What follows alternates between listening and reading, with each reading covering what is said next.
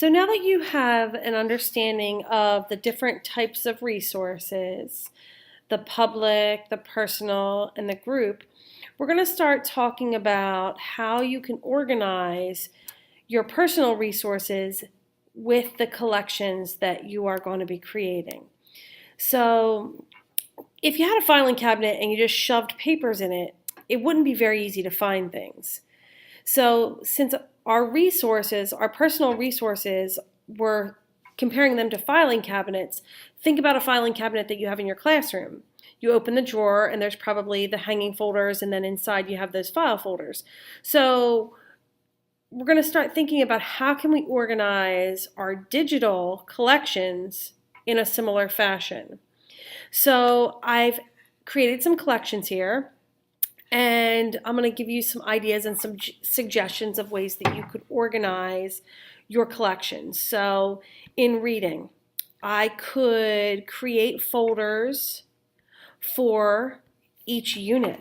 So I could do unit 1,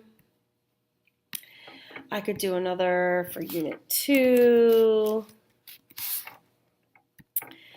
and then I can keep going, and I can add these units as I'm working throughout the year. You can add them ahead of time.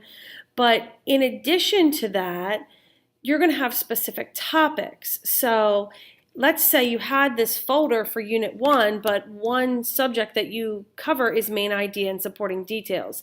So I can even put a folder inside of another folder. So I'm in my reading filing cabinet, and I've put some hanging folders, let's say, in there, and I'm looking at the Unit 1 section of my filing cabinet. And I want to have a section of resources for main idea and supporting details. So I can put another folder inside of that. So I can click Add Folder, and then I can add main idea, and details. Then any resource that I have that has to do with main idea and details, I know I can find it in Unit 1, but it's inside a specific folder with main idea and supporting details. So science, maybe you want to do your units. So one thing we had was magnetism and electricity.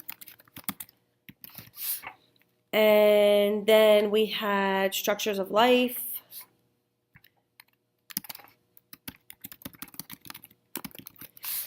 And then again, I can put another folder inside. So let's say I'm doing structures of life, and I have resources that go with the plant section.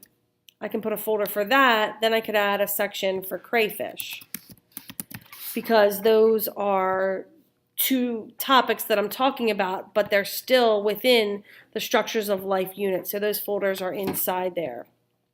So we're going to be working with classroom management for this part of the course, and we're going to ask you to organize that. So you'll be watching a screencast on that next.